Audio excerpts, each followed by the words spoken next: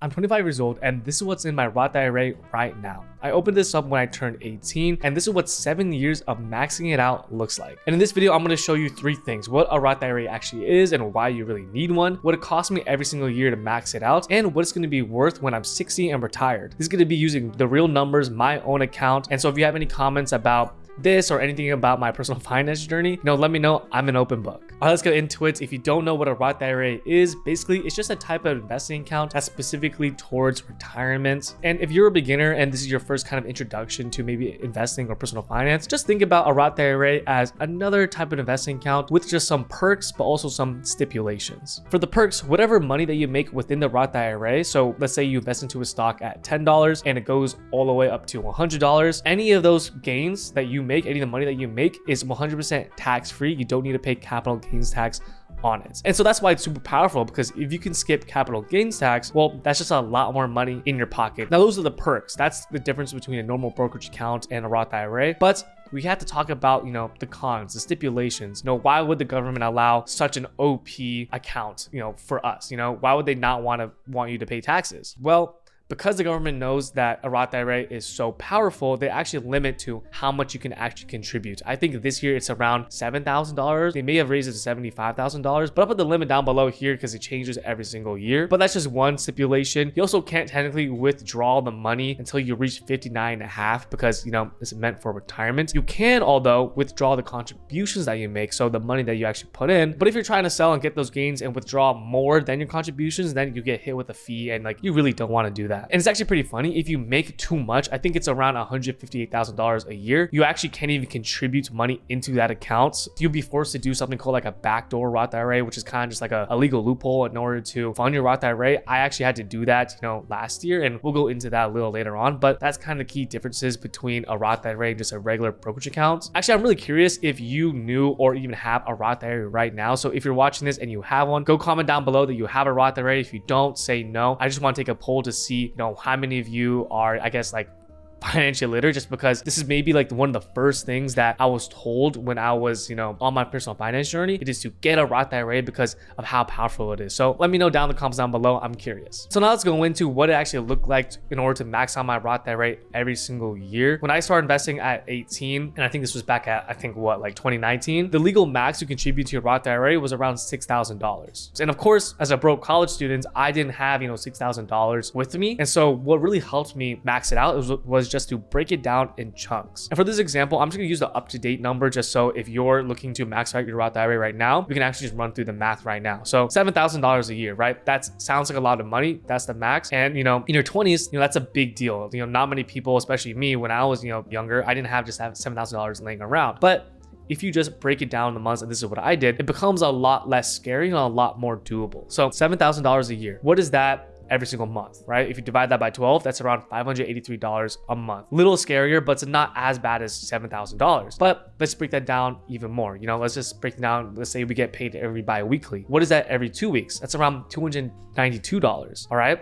Little more doable, but now let's break that down, even further. Every single week, now that's $135 a week. So in order to max it out, you just need to somehow scrounge up $135 a week. You can save it, get a side hustle, anything that you could do in order to get $135 extra a week. That's what you need to do in order to max out your Roth IRA. Now, I just want to preface, you don't have to max it out to get the benefits. That's just the max limit. So of course, you want to put as much money as you can, but you just really have to start and just build that habit. So if you're just starting and you don't have, $135 a week, starting off with $10, $50, $20, whatever that you have is good enough. And remember, if you don't have it this week, you can always double up next week, or maybe the month where you have a little more figured out, or you're able to save more. All that money sitting in the Roth IRA that's invested in the stock market is way better than money sitting in your checking account pretty much doing nothing. And again, it's all about building that habit and just kind of dipping your feet in there, just so it's a lot less scary moving on. A lot of people don't do this because they think, oh, I need $7,000 right now, I need to max it out right now. And so they just wait. They wait and wait and wait. They wait, years go by, and by the time they know it, they're 26, they have nothing in their Roth IRA, and they're just learning about investing. And so if that's you watching this video, do this now so you don't fall behind. And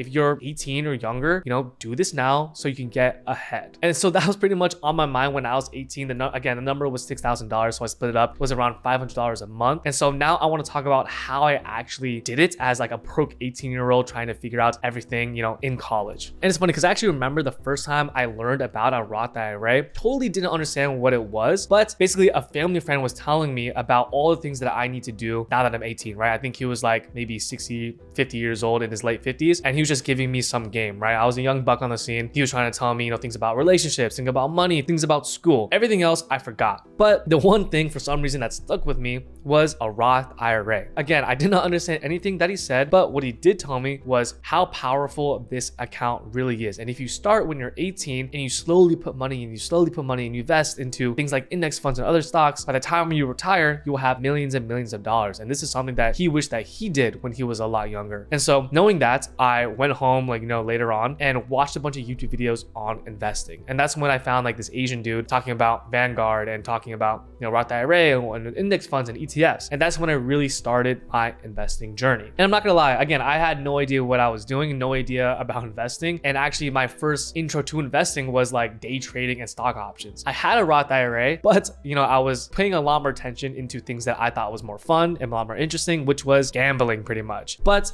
I did have a Roth IRA, thankfully, and I knew that I wanted to max it out every single year as much as I could. But obviously, $6,000 at 18, that was like a gazillion bucks. And so this is pretty much what I did. Again, I split it up, $500 every single month. I had to figure out what to do to get there. So at first, I just got more part-time jobs. I was already a lifeguard that I did, when I was in high school. And so whenever I was home, I would do that too. But then I was also camp counselor that I also did during, the breaks, the winter breaks and summer breaks. I did those camps, but I wanted more money. So I picked up another job, which was like a medical health screener during COVID. And so I did that for a little bit, but again, I didn't really like those jobs. I was trading my time for money. I wasn't making that much. And I felt like I could do more in order to start my Roth IRA. And so what did I do? I started budgeting. I started looking at things that I was spending on. I started really meticulously looking at all of my spending habits and cut out everything that I didn't need. Some I was really proud of, like I cut back on DoorDash, I cut back on, just dumb spending. But then I also kind of cut back on like things where I had to spend money for my relationships, my health, and kind of other things that was more important to me. And so that I'm not super proud of, but you can really only save so much. So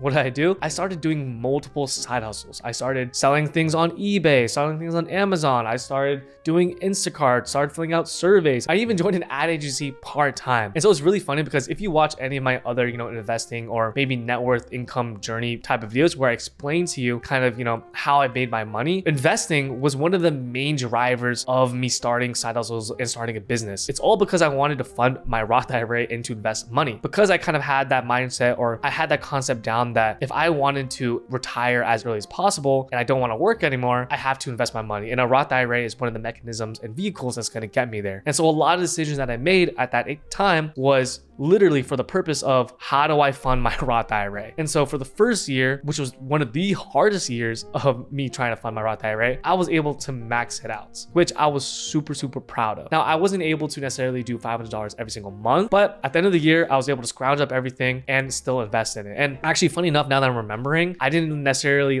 make it to the end of the year. You do have a little grace period. I think it's until April. So I don't know, what is that, 4 months after the year starts when you can still contribute to the last year's, limit. I didn't necessarily cheat, but I didn't necessarily make it, within the year, but who's counting? And it's funny with the investing journey, if you watch any of my other videos, I was literally in the negatives for the next 2 to 3 years of me investing. That's because first I bought when things were all-time high, and then COVID happened, and then it dropped, and then went up a little bit, and then it dropped. It keeps dropping, right? And so that's when I really started investing. But I'm really glad that it did, because I was able to buy those assets at a discount, but also I was able to kind of go through all those emotions when I didn't have necessarily that much money invested yet. And actually, one thing that I had on my mind when I was doing all this was, why would I want to invest in a Roth IRA when it's locked until 59 and a half? I want the money now. And so I'm sure you've had this objection too, and I've heard you had these thoughts to investing. And so I kind of just want to walk through my mindset on why that didn't really matter to me as much and why it shouldn't matter to you as well. First of all, when it comes to Roth IRA and investing, you can technically withdraw the money. You can withdraw the contributions. It's not locked up like a T-bill or whatever. You can withdraw money. So if you really need it, you can withdraw money. Same thing with normal investing accounts. You can always withdraw, you can always sell, you can always do that. But the one concept of mindset shift that really helped me kind of get out of that, mindset and really go full on investing, and it's just the concept of delayed gratification. Let's just say you had the money now and you want the happiness now. That's pretty much what you're telling me. You want the happiness of having the money now. What will you do with it as an 18-year-old? Buy some shots, you're gonna buy some geek bars, you're gonna buy some clothes, whatever. You'll get your momentary pleasure, right now. But then what's gonna happen 5 years down the road, 20 years down the road? You're gonna be behind financially, be working until you're 65. If you're lucky, if you don't invest, you're gonna be working until you're 70 or 80s. A lot of people don't realize that retirement isn't just a number. It's a phase in life. It's a point in time in your life where you can actually retire and live off of the money. You don't just retire once you turn 65 years old. That's just the average time where people are able to live off of their investments and money. And so if you want to not work for the rest of your life, you need to invest. And the best way to retire earlier is to invest as early as possible. And so knowing this concept, I was like, okay, I hate working. What can I do to make money in my sleep? What can I do to make sure that my kids will have money? What can I do to make sure that I can retire early? And it's putting the money that you worked hard for so it works harder for you. I definitely butchered that, but that pretty much helped me. It was like that kind of overall kind of like concept to where, okay, I could have the money now, I can buy some whatever, get that pleasure now, but then later on, I'll have financial guilt, I have financial trauma, financial stress and anxiety. I'll be trying to scrounge up bills and rents and try to play catch up, and I'll waste all those years of compounding. But if I invest now, if I just withhold from these impulses, I can invest now and still live a good life. I'm happy. I don't need all of these different things. I don't need to be buying designer bags. I don't need to be buying whatever to be happy. It's usually just like status symbols why people want to buy. They want to buy the new car. They want to move to the new apartments. They want to buy the newest clothes. And that doesn't really make me happy, and I don't think it'll make you happy. But what will make me happy is that peace of mind that investing and being financially illiterate, gives you. And so that to me, which it may be kind of like, I guess, controversial or maybe like unheard of for an 18-year-old to think, but that was worth it to me. And so if you agree right now with that, let me know, comment down below or like the video, because I'm sure that, you agree as well. And so a lot of people think that, okay, if you're investing in your Roth IRA, then you're just never going to have fun. You're never going to use your money. Hopefully that, the $6,000 is not all the money that you have to save, right? Hopefully that's just gonna be like a little sliver of it, and you still need to invest more. All right, I hope that makes sense. Let's actually go into my Roth IRA so you can see the numbers, see what I'm investing in. I'll just talk more about, the accounts that I use and, all of that jazz. So this right here is my Roth IRA account. As you can see, I have around total $126,000, with that $51,000 being, just capital gains, which is kind of crazy to think about. I definitely got a little lucky with the stock picks that I did. And also, I'm just really grateful that I invested early on. And as you can see here, I am using Vanguard. It really doesn't matter what brokers you use. You can use literally Robinhood, Webull, Public, Fidelity, Charles Schwab, whatever. It doesn't really matter. This is just the first brokerage that I used when I first started investing. Right now, I use like 4 different types of brokerages, so it doesn't really matter, and you can always switch. If you're just starting off, Vanguard's really good. It's one of the OGs, and that's what I use. But let's go into what I invest in. So right here, VOO, it's a Vanguard S&P 500 index fund. It tracks S&P 500, which is top 500 largest companies in the US stock market. This is the one I pretty much invest, every single month. Like when I first started, I put $500 into that, and I kind of kept going until, to this day. It wasn't until recently that I started actually being a little more riskier with this account.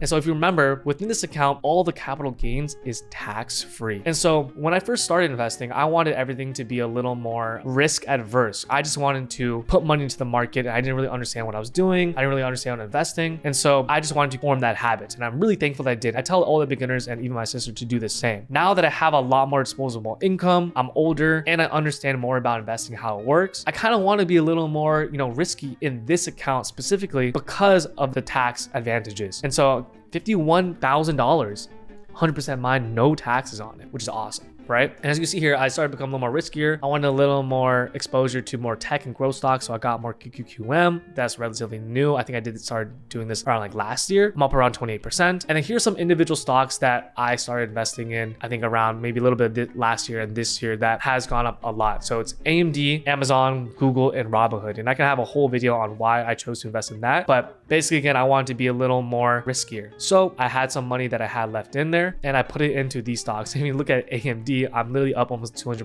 $18,000, which is really, really incredible. Shout out Lisa.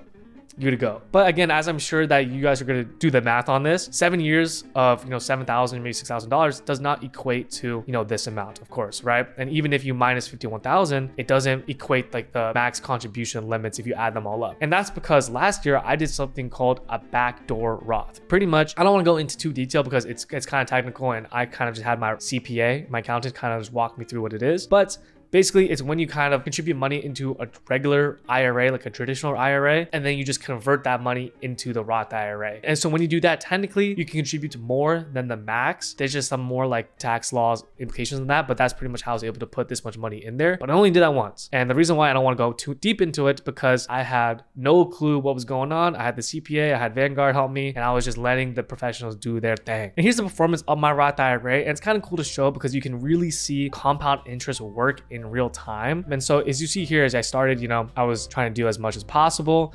And then COVID kind of happened, and then bam, I was in the negatives. But I still invested, I still kept going, still contributed. And look at compound interest go. Look how sick this is. And here's the actual deposits that I actually made. As you can see here, sometimes I was able to do a couple hundred, sometimes not. And then again, as I made more money, that's when I really started to put in as much as I can and try to catch up. And the funny thing is, I went pretty broke investing. Like I put in everything that I could. And as you see here, I was trying to catch up so I could, max out my stuff. And then I kind of like stopped because I was getting a little broke. But then we kept going, we kept being consistent, kept putting in $500 over here. Again, I was pretty broke, so I couldn't do anything for like, a couple months. Actually, I remember this. And then I kind of put in everything in, that one time when I had enough disposable income. But as you can see here, it's very up and down. But as you stay consistent, it gets a lot better. And so if you're not convinced that you should start a Roth IRA yet, let me just show you a simple investment calculator for the Roth IRA and kind of show the difference between, a regular brokerage account and between a Roth IRA. Let's just say you're 18 years old, your annual income, whatever, it doesn't matter. Starting balance is 0. And let's just say you put in, the max, the $75,000. Let's say you get a modest return of 8%, which is like kind of average for the S&P 500, which is really doable. By the time you retire at 67 years old, you'll have around $4 million. But if you were to instead put that into just a regular taxable brokerage account, you would only have $2.6 million, right? That's $1 million difference, almost $2 million difference. And that's a really big deal, right? And so this is why you need to have a Roth IRA and why it should be priority number one when it comes to investing. But it's also another reason why you should be investing in general. Like this is pretty crazy. And so if you're not investing, then you're not going to have this growth and your money's going to stay stagnant. And if anything, it's going to go down because of inflation. And just for funsies, let's actually put in, my numbers right now. So I'm around 25 years old. Starting balance, I think is around like $126,000. And let's say I max it out at 8% rates. By the time I retire, I'll have around $5.6 million, which is pretty nuts. If you're not convinced to have a Roth IRA yet, I hope this convinces you. Not financial advice, of course. YouTube, don't take this down. And so if I never contribute another dollar and just let it sit there, I will still be a millionaire by the time I'm 60, which is kind of like gives me peace of mind knowing that I will be okay if I can't make enough money or I can't make any more dollars, which is hopefully never happens. But it's kind of just giving me that peace of mind. And I'm going to keep contributing every single year. I'll try to figure a way. I'll do the mega backdoor. I'll try to do anything, but I'm always going to be contributing to my Roth IRA as much as possible. And this is just one of the accounts that if you open up when you're 20s, when you're 18s, it'll just set you so far ahead financially if you're able to do this as early as possible and start contributing. Now, the one thing that I do want to tell you and make sure that you guys aren't doing is kind of one of the biggest mistakes that a lot of people do is they think the Roth IRA in itself is the investment. They just put money in there and they think that, okay, I want to become a millionaire. Once you put money in the Roth IRA, once you contribute, you need to actually invest and buy stocks. So that's kind of, I really want you to don't make that mistake because a lot of people do that. And then they'll wake up when they're 35 and say, how come my money hasn't changed at all? And it's because they didn't even invest with the money they contributed. So please don't make that mistake. I actually know a lot of people who've done that personally. So please don't. So if you haven't again made a Roth IRA, please do. It will change your life. And if you like this video, please like and subscribe. And of course, till next time.